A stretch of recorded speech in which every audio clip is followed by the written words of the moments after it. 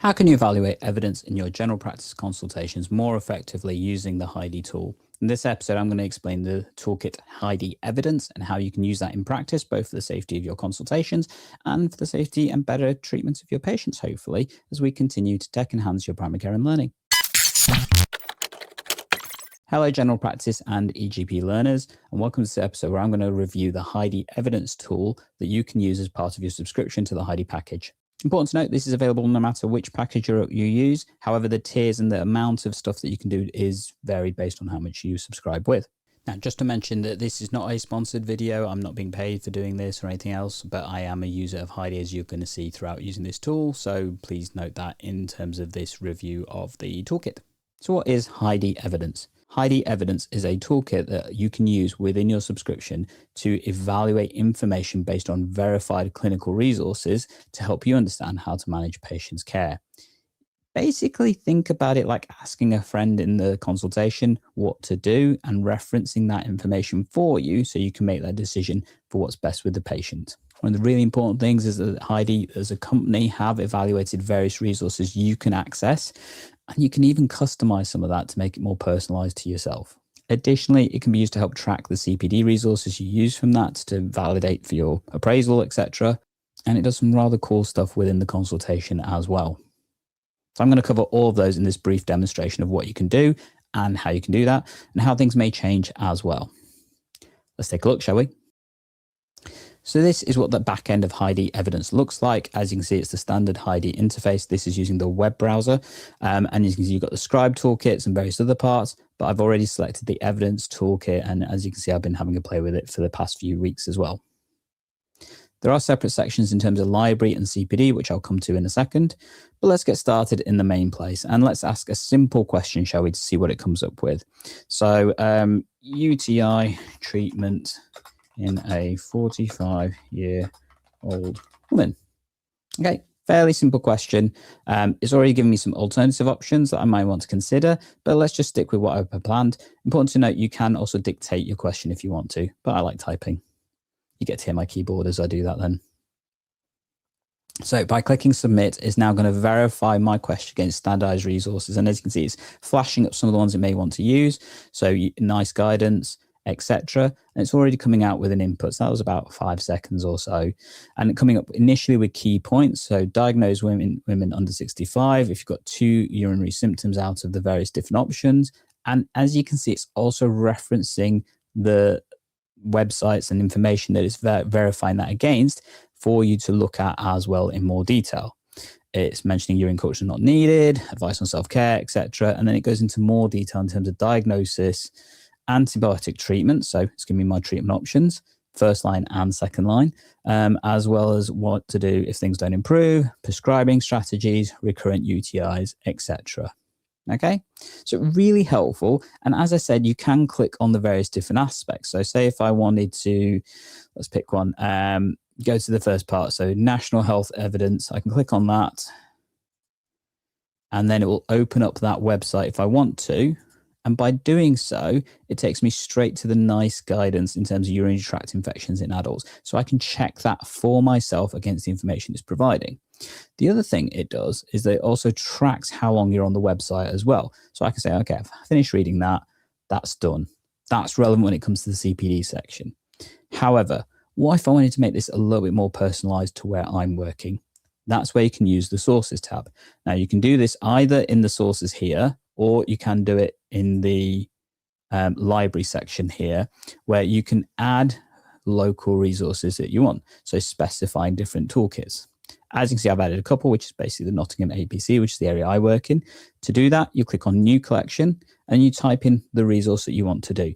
Now, this does only check against resources that the Heidi have verified. So if I was to type in Nottingham, as you can see, it's bringing up the Nottingham Area Prescribing Committee, which is our local resource that we use, and very similar ones that we've got. I guess if you wanted to look for other ones, you could type in formulary. And you can see you've got various different formulary options, some of them international, but for example, we've got Birmingham and Solihull there.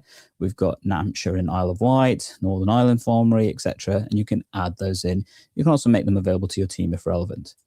You can add documents. There is a file limit on terms of this. So if you wanted to add further information from local guidance that you may have, that's in a document or PDF format. And what I'm understanding that soon they will have access to SharePoint resources, which hopefully will really help then if you want to add in your own local intranet into this option. So say, for example, searching your protocols for your chaperone policy, etc., potentially the things like that may be possible in the future. That's not available yet because any website behind a password won't work with these resources. So one that's missing for myself is the BNF in terms of being able to reference prescribing information and stuff. And that's partly because that's behind a website that you need to log into, etc. and things.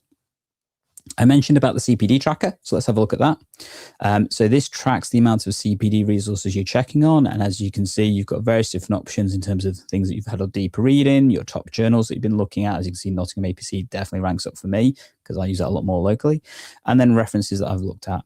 You can also export references, so you can create reports for you to have a look at.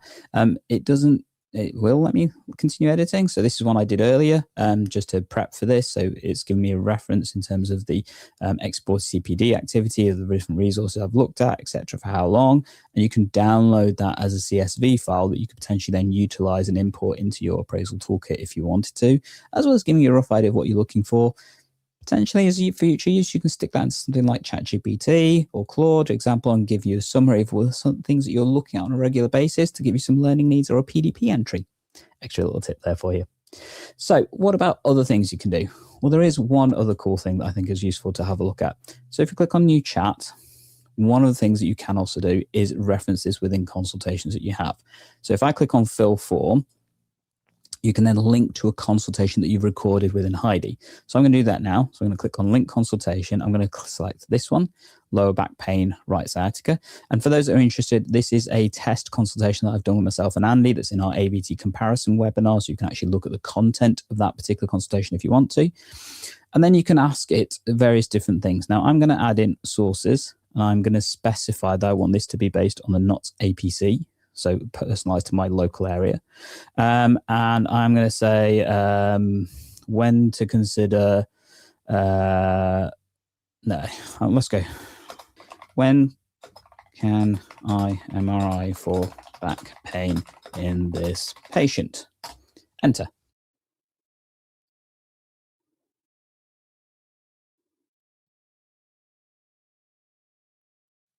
So as you can see, it's now coming up with some information as to when I should be MRIing this patient. So do not routinely request MRI for primary care without sciatica unless there's underlying pathology suspected, etc. And then it has evaluated it based off my examination findings from that particular consultation. So based on the examination findings, this case has no red flags, no neurological deficit, normal reflexes, etc. Consistent with mild irritation rather than significant compromise. The management plan would be this. And then when an MRI is potentially indicated. So this can be really useful information to evaluate if you wanted to check that against local or national guidance in terms of how to manage patients, with additional information for safety netting and red flags as well. And I guess that's the key thing with this. It's a really assistive tool to help you understand how to manage cases. But the key thing is with this, it also references everything that you need to do. So on every single episode, it signposts to the guidance you may want to evaluate that with. And I think that's the key thing. There is safety built into this particular tool as well. And I think it's really cool. Now, I'd love to see how they can develop this in the future in terms of what this may look like, and potentially adding in that SharePoint access, I think, would be a really powerful thing for practices in particular to manage patient care, and even in specialities if you're looking at hospital case in terms of how you manage things within your own department, how to request particular tests, potentially maybe a key part of this that develops when you start building that knowledge bank that you can potentially use. Now, you may want some more tips on how to use Heidi. If you want to do so, check out this video, which is my 5 tips on how to get some of the best use out of Heidi itself. Alternatively, if you want to check out the review that I've done with Dr. Amar Ahmed, Dr. Fari Ahmed, and Dr. Keith Grimes in terms of their new microphone that they've got, check out this episode right here.